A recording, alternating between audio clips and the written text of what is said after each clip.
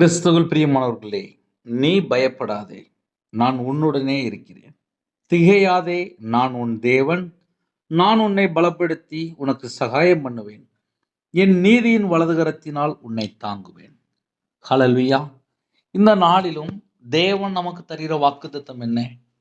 நீ பயப்படாதே, நான் உன்னுடனே இருக்கிறேன். திகையாதே, நான் உன் தேவன். நான் உன்னை பலப்படுத்தி உனக்கு சகாயம் பண்ணுவேன். என் நீதியின் வலதுகரத்தினால் உன்னை தாங்குவேன். யாரெல்லாம் இணைந்திருக்கிறீங்களோ, நமக்கு தேவன் மட்டும்தான். நீ பயப்படாதே. ஒருவேளை எந்த சூழ்நிலையும் சரி, நீ பயப்படாதே.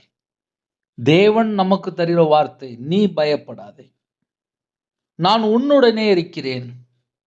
நமக்கு யார் அப்படி சொல்ல முடியும்? கடைசி வரை யார் அப்படி நமக்கு சொல்ல முடியும்?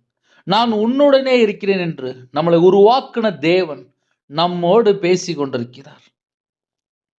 திகையாதே. குடும்ப சூழ்நிலையா, வாழ்க்கையில எந்த கட்டத்தில் இருக்கிறீங்க? திகையாதே, நான் உன் தேவன். நமக்கு தேவன் கூட இருக்கிறார். ஹல்லேலூயா. நான் உன்னை பலப்படுத்தி, நம்முடைய தேவன் நம்ம கூட இருக்கும்போது, நான் உன்னை பலப்படுத்தி உனக்கு சகாயம் பண்ணுவேன்.